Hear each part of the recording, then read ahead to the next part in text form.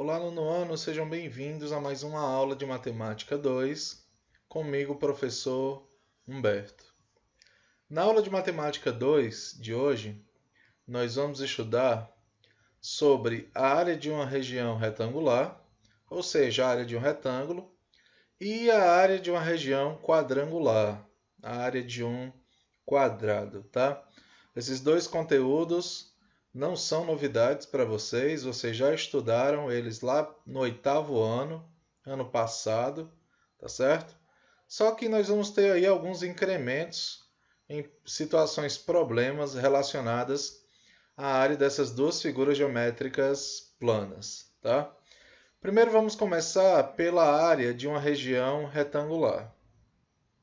Zildo quer fazer um gramado retangular de 6 metros por 4 metros no jardim de sua casa. De quantas placas quadradas de grama com lados de 1 metro, ou seja, uma placa com 1 metro quadrado, ele vai precisar, né? O Zildo desenhou um esquema do gramado, tá certo? Aqui, o gramado tem 6 metros de comprimento por 4 metros de largura. E ele observou que no comprimento ele vai precisar de 6 placas de 1 metro e na largura 4 placas de 1 metro. Então, nesse caso, para determinar a área ou quantas placas ele vai precisar para colocar no seu jardim, nós vamos multiplicar 6 vezes 4. Tá? Então, isso aí vai resultar em 24 placas. Né? Então, ao todo cabem 24 placas. Em um retângulo, é costume chamar um dos lados de comprimento, ou também base, e o outro de largura ou altura. No retângulo ao lado, nós indicamos aqui o B pela base e o H pela altura. Também pode achar de comprimento e largura, não tem problema, tá?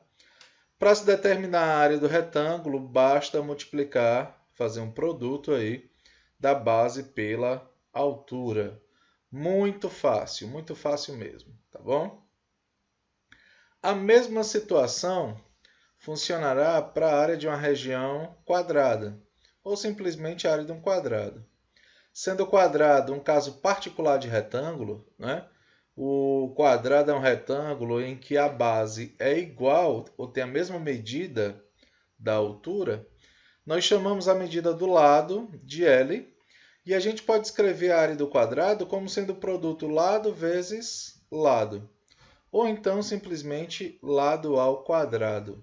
Então, para você determinar a área de um quadrado, você pega a medida do lado e eleva ao quadrado, que é o mesmo que o lado se multiplicando duas vezes. Também, muito fácil, vocês já viram isso aí no oitavo ano. Tá? E qual é a pegada aqui do nono ano? A pegada do nono ano é nós resolvermos questões, turma, envolvendo conhecimentos além do que nós vimos no oitavo ano. Tá certo? Daqui a pouco eu vou mostrar para vocês como é que isso aqui vai funcionar. Tá? Primeiro exemplo. Um terreno foi dividido em dois lotes. Um lote 1 e um lote 2, como mostra a figura. Suas medidas estão indicadas em metros. Está aqui o lote 1, com 90 metros de largura e 110 metros de comprimento. E o lote 2, com 30 metros de largura. Agora, o comprimento do lote 2 é maior do que o lote 1.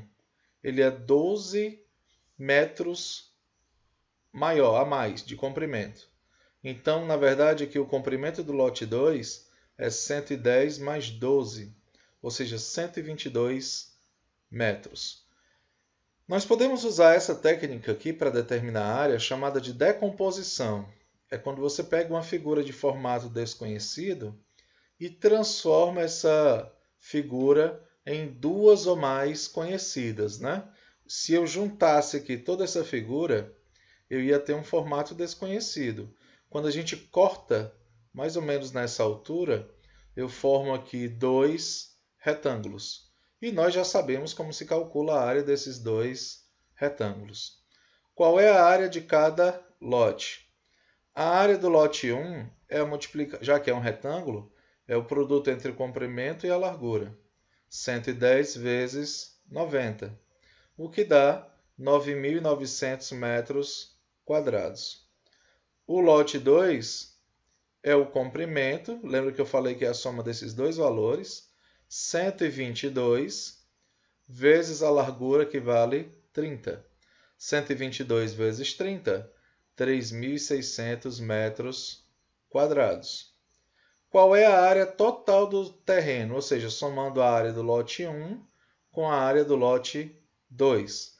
9.900 metros quadrados mais 3.660 metros quadrados dá um total de 13.560 metros quadrados. Não é, turma? Questão aí muito fácil de se resolver, tá? Vamos à questão 3. A questão 2 dessa página vocês vão observar que é basicamente a mesma ideia. Mas eu quero chamar a atenção de vocês para a questão 3.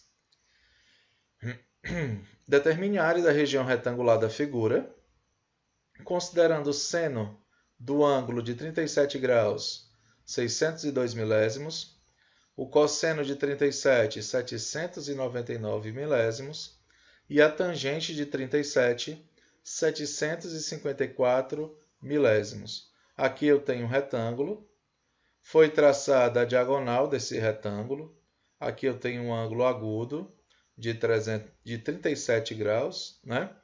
Com relação a esse ângulo, o cateto, que isso aqui é um triângulo retângulo, o cateto adjacente é 5 e o cateto oposto é x.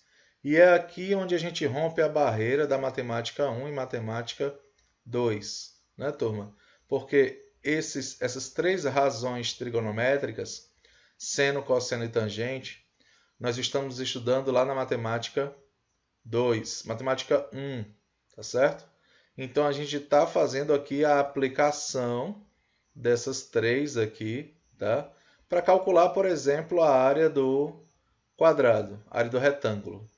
Tá bom? A questão é, qual dos três eu vou utilizar? Seno, cosseno ou tangente? Né? Turma, com relação a esse ângulo de 37 graus, o x é o cateto oposto e o 5 é o cateto adjacente. A função que relaciona cateto oposto com cateto adjacente é a tangente, tá bom? Então, a tangente de 37 é igual ao cateto oposto, que vale x, dividido pelo cateto adjacente, que vale 5. A tangente de 37 já foi dada na questão. Lembrando que vocês devem conhecer o seno, cosseno e tangente dos ângulos notáveis, 30, 45 e 60, tá bom? Esses três vocês têm que saber de cor, tá? Qualquer outra medida de ângulo, como a que nós temos aqui agora, 37 graus, ela terá que ser dada obrigatoriamente pela questão, tá?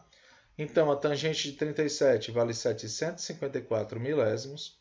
Quando eu fizer aqui meio pelos extremos, aqui é como se tivesse 1, x vezes 1 é x, e 5 vezes 754 milésimos dá 3 inteiros e 77 centímetros, no caso, tá? 3,77 centímetros, tá bom? Mas esse valor de x só vai servir para nós determinarmos a área desse retângulo, que no caso é a multiplicação entre comprimento e largura. 5 vezes o valor de x, tá? Que nesse caso é 3,77 vezes 5. Então, a área do retângulo é de 18,85 centímetros quadrados. Tá certo, turma? Olha como as razões trigonométricas nos auxiliaram aí a determinar a área do retângulo. Tá bom? Na quarta questão. A quarta não tinha o desenho, mas eu resolvi colocar aqui para ajudar a vocês na visualização da questão, tá bom? Em toda a extensão de um muro de 18,25 metros, está aqui a extensão do muro, devem ser aplicadas duas faixas de ladrilhos paralelas entre si. Está aqui as duas faixas, uma azul e outra laranja. A primeira faixa tem 1,25 metros, está aqui a largura da primeira faixa. E a segunda, 0,75 metros.